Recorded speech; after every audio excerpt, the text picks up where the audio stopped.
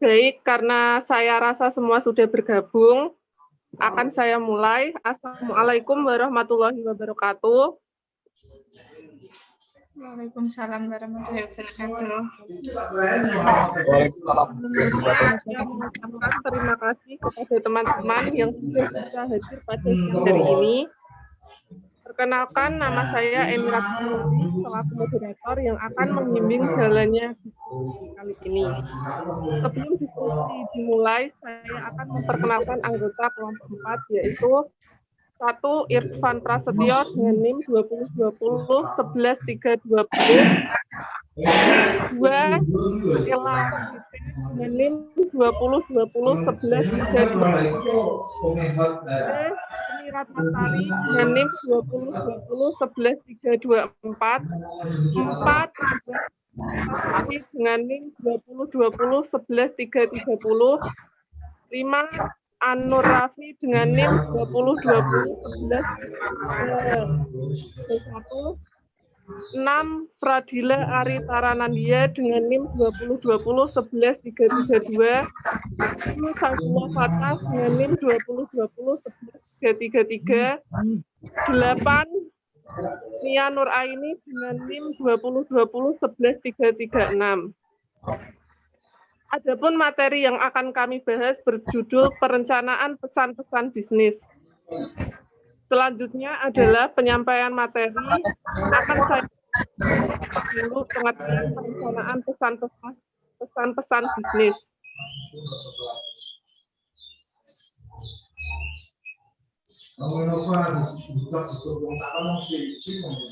Perencanaan pesan merupakan suatu langkah strategis bagi pencapaian tujuan organisasi secara menyeluruh dan merupakan salah satu faktor penentu keberhasilan komunikasi. Pesan-pesan bisnis yang terlaksana dengan baik akan mempermudah pencapaian tujuan komunikasi.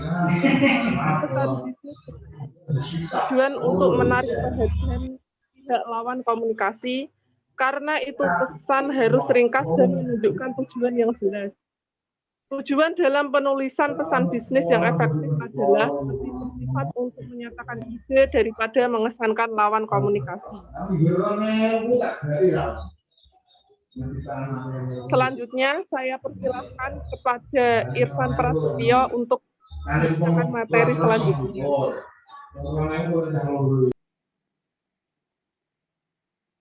B.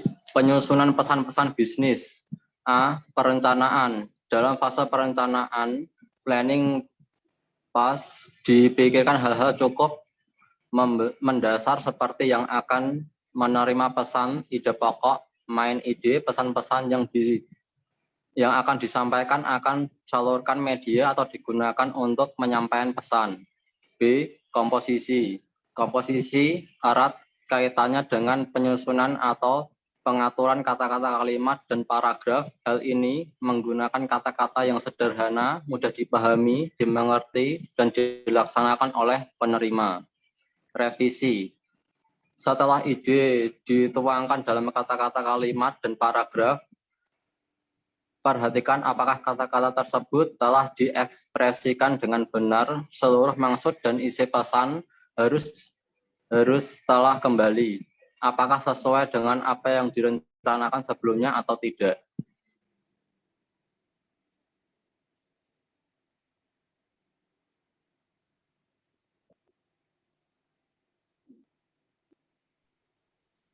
Selanjutnya akan dibacakan oleh Risna Ella. Penentuan tujuan pesan bisnis. Berikut ini tujuan-tujuan komunikasi bisnis yaitu 1. Memberi informasi. Tujuan pertama dalam komunikasi bisnis adalah memberikan informasi yang berkaitan dengan dunia bisnis kepada pihak lain. Sebagai contoh, seorang pemimpin suatu perusahaan membutuhkan beberapa pegawai baru yang akan ditempatkan sebagai staf administrasi di kantor-kantor cabang yang ada. 2. Membujuk atau persuasi. Tujuan kedua komunikasi bisnis adalah memberikan persuasi kepada pihak lain agar apa yang disampaikan dapat dipahami dengan baik dan benar. Hal ini sering dilakukan, terutama yang berkaitan dengan negosiasi antara seseorang dengan orang lain dalam bisnis. 3. Melakukan kerjasama atau kolaborasi. Tujuan ketiga dalam komunikasi bisnis adalah melakukan kolaborasi atau kerjasama bisnis antara seseorang dengan orang lain. Melalui jalinan komunikasi bisnis tersebut, seseorang dapat dengan mudah melakukan kerjasama bisnis, baik dengan perusahaan domestik maupun perusahaan asing. Untuk slide selanjutnya, saya persilahkan kepada Kak Westin Aura Suci untuk membacakannya.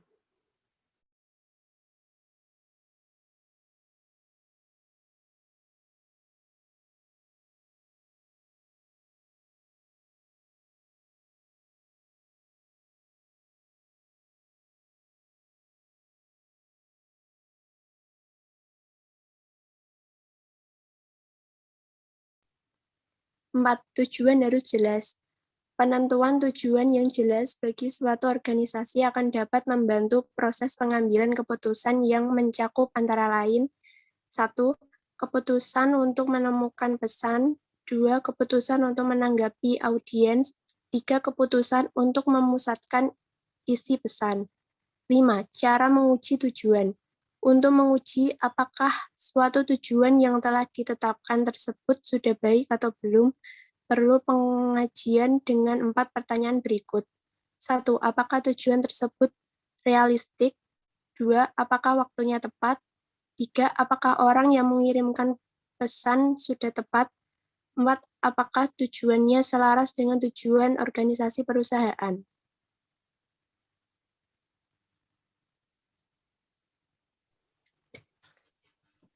Untuk slide selanjutnya akan dibacakan oleh Kak Anur Rafi. Oke, untuk selanjutnya yaitu C, analisis audiens. Yang pertama, cara mengembangkan profil audiens. Yang A, siapa audiens? Bila audiens yang dituju lebih dari satu orang, komunikator perlu mengidentifikasi siapa di antara mereka yang punya posisi atau fungsi atau posisi yang paling penting, seperti mereka yang memiliki status organisasi tertentu. Yang B, reaksi audiens. Setelah mengetahui siapa yang menjadi audiens, perlu diketahui komposisi audiens adalah orang-orang yang tidak suka berdebat atau kurang kritis. C, bagaimana tingkat pemahaman audiens ketika penyampaian keputusan, latar belakang audiens seperti tingkat pendidikan, usia, dan pengalaman juga perlu diperhatikan. Jika komunikator dan audiens memiliki latar belakang yang jauh berbeda, perlu diputuskan terlebih dahulu seberapa jauh audiens tersebut dididik. B, bagaimana hubungan komunikator dengan audiens? Jika komunikator adalah orang yang belum dikenal oleh audiens harus dapat diyakinkan sebelum prestasi disampaikan. Komunikator dengan penampilan yang meyakinkan akan membuat audiens termotivasi untuk mendengarkan dan menyimak pembicaraannya, sehingga pesan dapat tersampaikan dengan baik. Untuk slide selanjutnya akan dibacakan oleh Kak Fradila. Kepada Kak Fradila, silakan untuk membacakan slide selanjutnya.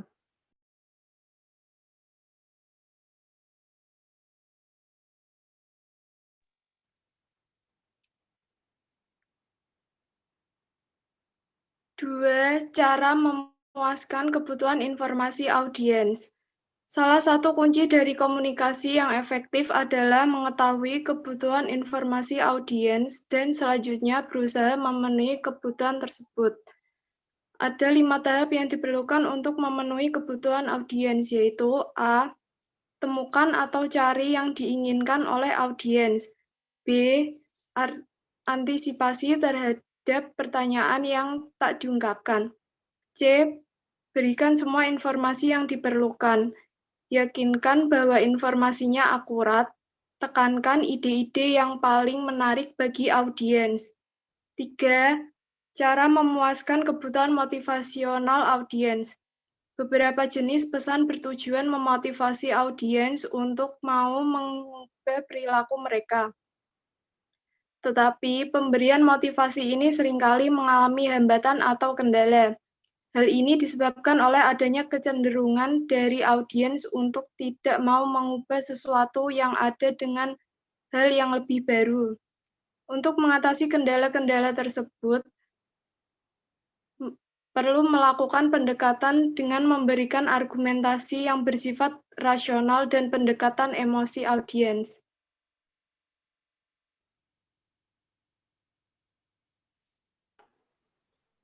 Baik, untuk slide selanjutnya akan dibacakan oleh Kak Saifullah Fatah. Ya baik, penentuan ide pokok. 1. Teknik curah pendapat. A. Taylor Store, hidupkan tape recorder dan telah pesan-pesan yang disampaikan. Fokuskan pada alasan berkomunikasi. Poin utama, rasionalitas dan implikasi bagi si penerima. B. Random list, tulis segala sesuatu yang ada dalam pikiran di atas kertas kosong. Selanjutnya, pelajari hubungan antara ide-ide tersebut.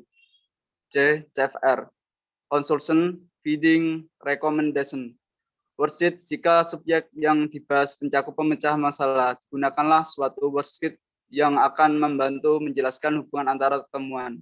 Feeding, kesimpulan, conclusion, dan recommendation yang akan diberikan. B.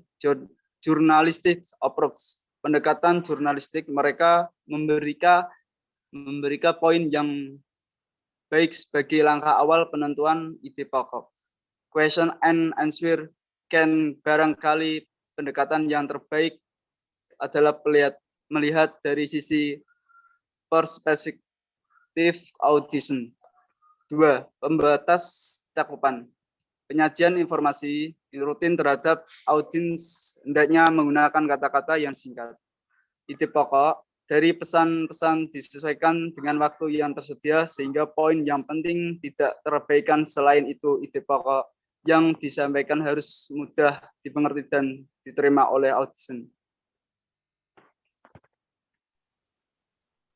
Selanjutnya, terakhir akan disampaikan oleh Kak Nia Nuraini. F. Seleksi saluran dan media. Pesan-pesan bisnis harus sesuai dengan situasi yang ada. Ide-ide dapat disampaikan melalui 2 saluran, yaitu saluran lisan dan tertulis. Pilihan mendasar antara berbicara atau menulis tergantung pada tujuan atau maksud pesan, audiens, dan karakteristik dari kedua saluran komunikasi tersebut. Yang pertama, saluran komunikasi lisan. Komunikasi lisan merupakan saluran yang paling banyak digunakan dalam bisnis. Komunikasi itu antara lain percakapan antara 2 orang secara langsung atau tatap muka, melalui telepon, wawancara, pidato, seminar, pelatihan, dan presentasi bisnis. Saluran itu disukai karena sederhana, spontan, nyaman, praktis, ekonomis, dan memiliki kemampuan yang lebih tinggi dalam memberikan umpan balik atau feedback. 2. Saluran komunikasi tertulis. Pesan-pesan tertulis dalam bisnis dibuat dalam berbagai bentuk, misalnya surat, memo, proposal, dan laporan.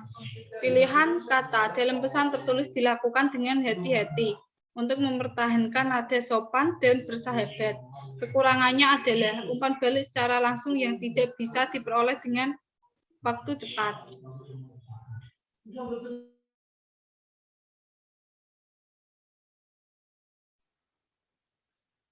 Demikian tadi presentasi dari kelompok 4. Saya harap presentasi yang kami sampaikan dapat bermanfaat bagi kita semua. Saya sebagai moderator mohon maaf atas kekurangannya dan terima kasih untuk perhatiannya. Wassalamualaikum warahmatullahi wabarakatuh. Waalaikumsalam warahmatullahi wabarakatuh. Waalaikumsalam warahmatullahi wabarakatuh.